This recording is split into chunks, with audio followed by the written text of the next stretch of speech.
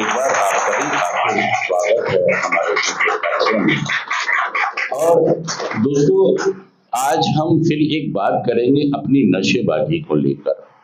देखिए, हमारे घर वालों के पास या हम जिस समाज में रहते हैं उनके पास इतनी समझ नहीं होती कि वो हमें नशेबाजी के बारे में कुछ, वो ये कह सकते हैं बेटा नशा मत कर, बेटा बर्बाद हो जाएगा, बेटा तबाह हो जाएगा, पापा तुम ऐसा मत करो तुम तबाह हो जाओगे। बच्चे अपने तरीके से आपसे बोलते हैं, माँ बाप अपने तरीके से बोलते हैं। माँ बाप कई बार डांटते हैं, कई बार प्यार करते हैं, कई बार बहुत सारे तरीके अपनाते हैं। यार इसको प्यार कर लो, इसकी मान लो तो ये शायद हमारी बात, लेकिन लास्ट तक भी आप उनकी बात नहीं मान पाए। क्या हो सकता है, पिछली बार भी हमने यही कहा था कि आप दावे तो बहुत करते हो कि मैं अपने मम्मी पापा से, लेकिन लास्ट में क्या निकल रहा था? Action is the magic word. आपकी जो हरकतें हैं, आप जहां पर आए हैं पहुंचे हैं, मतलब नशेबाजी करते करते जीवन का हाल बेहाल हो गया है। मतलब हमें समझ नहीं आ रहा कि अब कहां से शुरू, कैसे शुरू, क्योंकि नशेबाजी ने हमारे दिमाग को चारों तरफ से, हम बार बार छोड़ते हैं, बार बार, और बार बार हम नशे की तरफ दोबारा से पहुंच जाते हैं। ये बड़ी खराब बात है। हम जैसे तैसे करके पूजा पाठ करके नशा छोड़ तो देते हैं, नशा, लेकिन फिर दोबारा से, ये बात सच है झूठ है बताइए?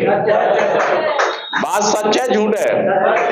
तो भाई साहब, अगर बात सच है और सही है तो तुम्हें क्या करना होता है यार? कैसे लोग हो तुम सारे? तुम्हारे यहाँ क्लास नहीं हो रही क्या?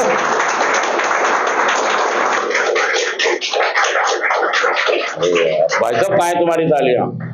ताली बजाइए सारे लोग, और जोर से बजाइए। भाई साहब कहाँ, ऐसे ताली बजा रहे हो? एक हाथ से बजा लो, ऐसे पैर से, हाथ में क्या हुआ? एक हाथ से पैर पे बजा लो, ऐसी भी बज जाएगी। देखिए, भावनाएं होनी चाहिए आपकी। भाई साहब अगर भावना नहीं हुई ना, रुचि नहीं हुई, तो नशा छूटने वाला नहीं है। मैंने कहा ना, इसको ये समझो कि मैं एक जहाज में बैठा हूं, एक ट्रेन के डब्बे में बैठा हूं। मुझे अपनी मंजिल पर, जब लोग डंकी मार के अमेरिका जा सकते हैं, अपनी जान हथेली पे लेके अमेरिका जा सकते हैं, तो मैं ये वाली कठिनाई जेल के रिकवरी में क्यों नहीं आ सकता? हाँ जी, लेकिन आप नहीं, लक्षण नजर नहीं आते आपके समझ लीजिए बात, मैं शपथ बता रहा हूं आपको। सेंटर में रुकना ही रिकवरी नहीं मिलेगी।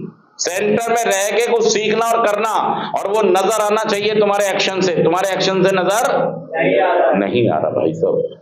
तो आज हम यही बात कर रहे हैं कि हम एक ट्रेन में या डंकी जिसको कहते हैं उस एक सफर पर हैं, या एक पानी के जहाज में हम बैठे हैं और हमें अपनी मंजिल की तरफ।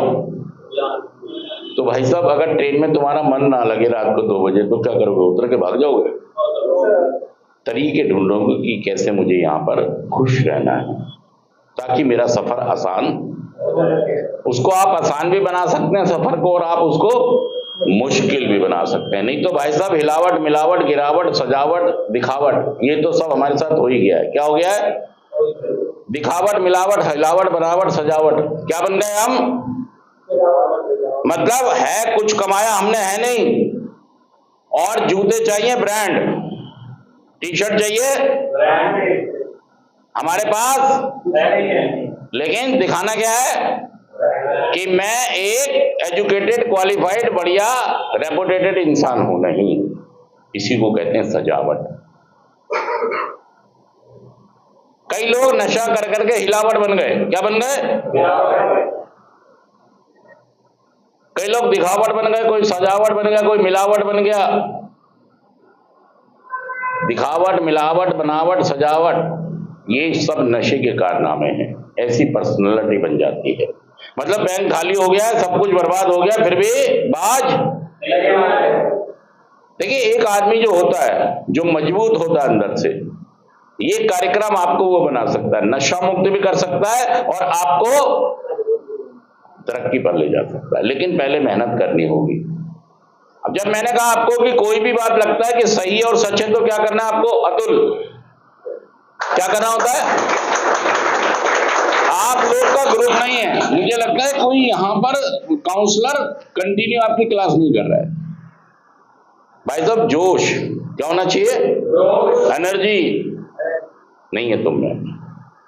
हाँ, अभी कह दो जी घूमने चल रहे हैं मसूरी नशा लेके, अरे भाई साहब ऐसी एनर्जी आ जाएगी कि बस। तो दोस्तों, ये समझिए कि जब मैं नशे के साथ रहता हूं तो किस एनर्जी से रहता हूं, और यहां पे रह रहा हूं तो कैसे रह रहा हूं? जैसे बुझ गया हूं। तो आज हम ये बात कर रहे हैं कि हमें जिंदगी के सफर में कहां होना चाहिए था? कहां होना चाहिए था? जिंदगी का सफर। थोड़ा सा बताइए, अगर उम्र 5 साल है तो बच्चे को कहां होना चाहिए? पहली क्लास में। कहां होना चाहिए?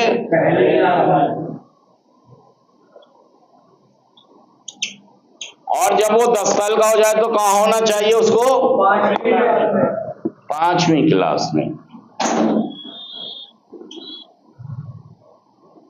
5th आ गई ना ये, 5वीं क्लास में। और जब बच्चा 15 साल का हो गया तब उसे कहां होना चाहिए? हाँ जी, हाई स्कूल पहुंच जाना चाहिए, है ना?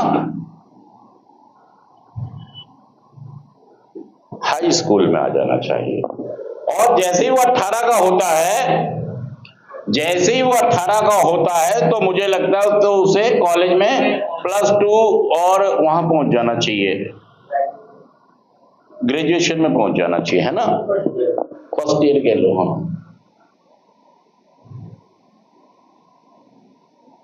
फर्स्ट ईयर में आ जाना चाहिए। उसके बाद अब जितने भी लोग यहां बैठे हैं, अगर इनकी एवरेज उम्र निकाली जाए तो कितनी निकाली जाएगी? एवरेज उम्र, एवरेज उम्र समझते हैं? मतलब सबकी उम्र को टोटल करके और जो काउंटिंग है उसको उससे किया जाएगा डिवाइड, तो उम्र एवरेज निकल आएगी। तो कितनी उम्र के लोग बैठे होंगे यहाँ पर?